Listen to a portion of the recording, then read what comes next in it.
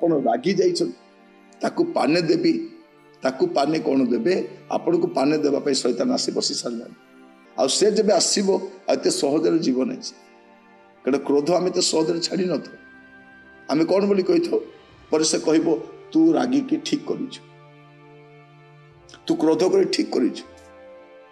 ଆପଣ କ୍ରୋଧ କରି ଠିକ୍ କରିଛନ୍ତି ବୋଲି 2 ଜଣଙ୍କୁ ପଠେଇବ, ଆପଣଙ୍କ ରିଲେଟିଭ୍ସ କହିବେ ତୁ ଠିକ୍ କରିଛୁ, ତୁ ଭୁଲ କରିନାଉ। ଆଉ ଜଣକ ଭାଇ ତୁ ଠିକ୍ କରିଛୁ, ଦିଦି ତୁ ଠିକ୍ କରିଛୁ, ଶାଶୁମା ତୁମେ ଠିକ୍ କରିଛ, ତୁମେ କ୍ଷମା ଦେଇନାଉ, ବହୁତ ଠିକ୍ କରିଛ, ମୁଁ ତୁମକୁ ସମର୍ଥନ କରୁଛି। ମାନେ ଶୈତାନ ଆପଣଙ୍କର କ୍ରୋଧକୁ ଠିକ୍ ବୋଲି କହିବା ପାଇଁ କିଛି ଲୋକଙ୍କୁ ପଠେଇବ। ତାପରେ ଆପଣ ସୁନିଶ୍ଚିତ ହେଇଯିବେ ଯେ ମୁଁ ରାଗିକି ଠିକ୍ କରିଛି। କିନ୍ତୁ ବାଇବଲ କ'ଣ କହୁଛି? ଆପଣ ରାଗିକି ଯେଉଁ ଭୁଲ କରିଛନ୍ତି ତାର ଫଳରେ ଶୈତାନ ଆସି ଆପଣଙ୍କ ଘରେ ବସି ସାରିଛି।